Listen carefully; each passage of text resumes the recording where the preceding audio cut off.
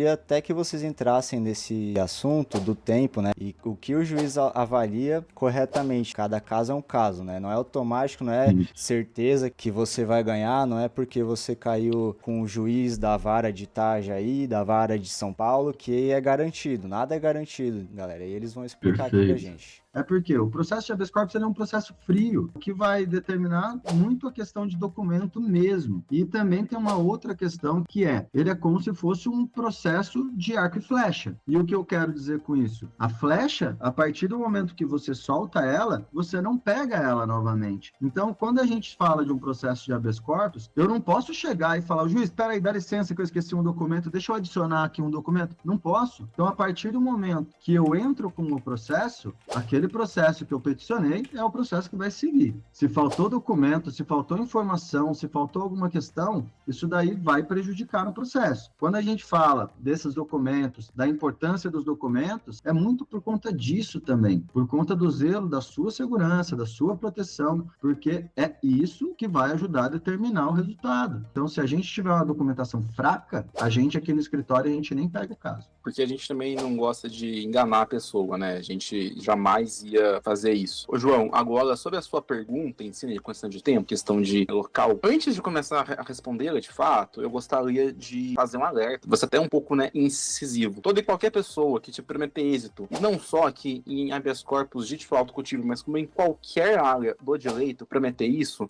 não é a forma certa de ser, né? Isso é, além de ser antiético, a gente não consegue ter esse controle. Afinal, eu só conseguiria te prometer êxito se eu fosse a pessoa que ia analisar o caso. E não sou essa pessoa. Então, só fica esse alerta mesmo. Mas agora, né, em questão de tempo, etc., quando que a gente já tem alguns casos, e às vezes os casos se repetem, caem com o mesmo juiz, etc., a gente já consegue mapear um pouco como que aquele juiz vai se portar. Não quer dizer que vai ter o mesmo resultado. A gente já sabe um pouco como que é o entendimento dele acerca daquele tema. Então, a gente tem já um estudo aqui fazendo o levantamento desses dados. Você falou a questão de tempo. No seu caso, que é em Santa Catarina, eu falo que hoje em dia é um dos melhores locais para a gente ter o habeas corpus. Por qual motivo? Além do TRF4, que é o tribunal, a segunda instância, né, a qual o juiz que a gente impetrou esse habeas corpus, ele está vinculado, ter uma posição favorável a esse tema, não quer dizer que todo caso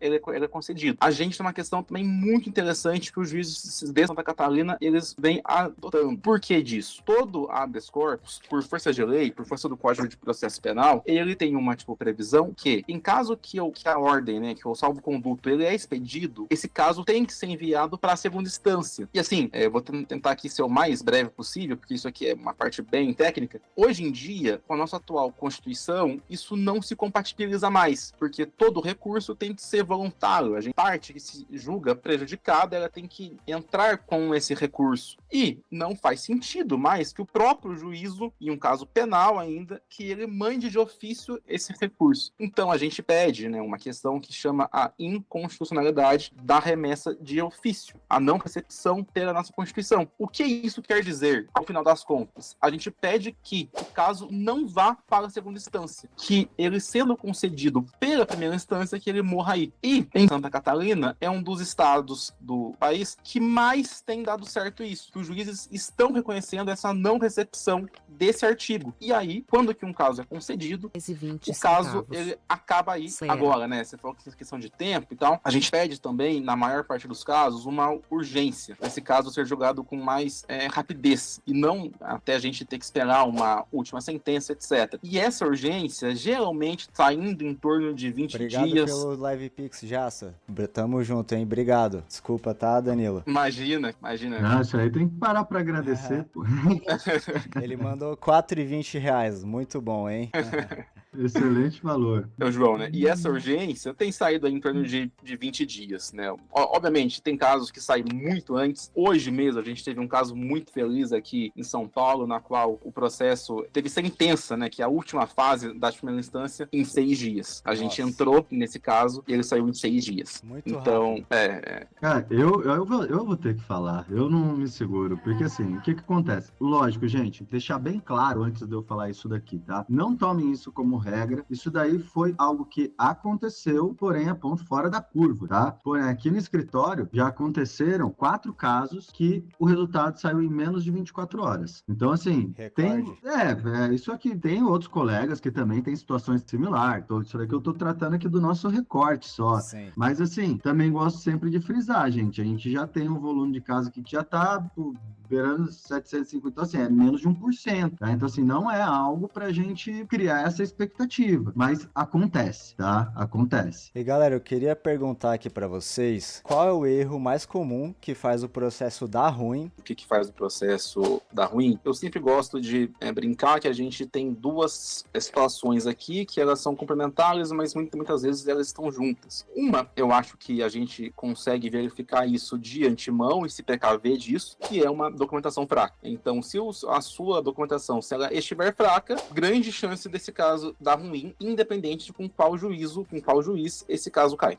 O que seria uma documentação fraca? Explica melhor pra galera entender, porque senão a galera fala, pô, documentação fraca, o que será? Só pra gente... Por exemplo, né, a gente tem um laudo médico de um acompanhamento que foi por uma semana, por exemplo. Não é um tempo hábil pra gente demonstrar que a cannabis está sendo eficaz para aquele paciente. Há diversas outras situações, mas acho que esse é um exemplo bem bacana disso. Mas ali em torno de quanto intervalo de tempo?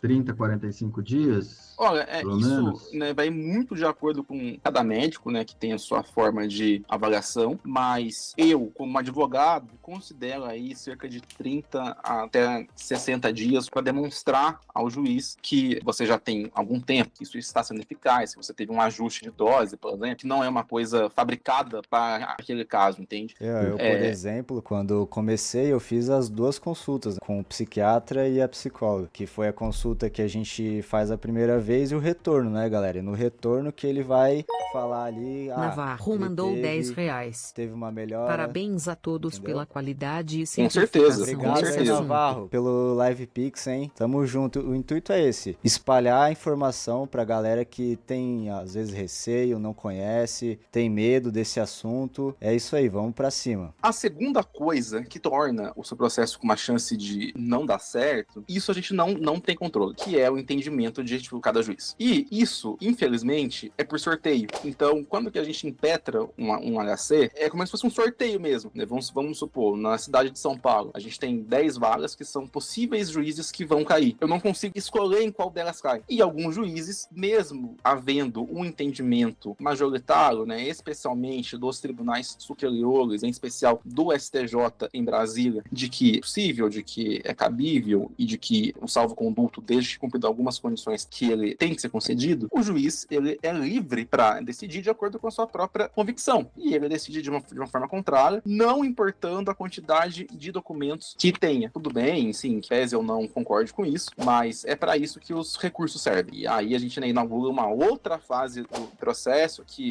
são os recursos que podem ser para a segunda instância, ou, né, se até mesmo houver uma atitude negativa ali, por N fatores, para o STJ em Brasília. Isso, infelizmente, a gente não tem esse controle. Tá na mão do juiz. Mas eu sempre falo, se for para ter um não, que ele venha rápido. Cara, fala logo para eu já fazer um recurso e já ir bater lá em cima. Por quê? Isso daí pode ser determinante na questão até que você tinha perguntado de tempo. Agilidade do próprio judiciário brasileiro ali, né?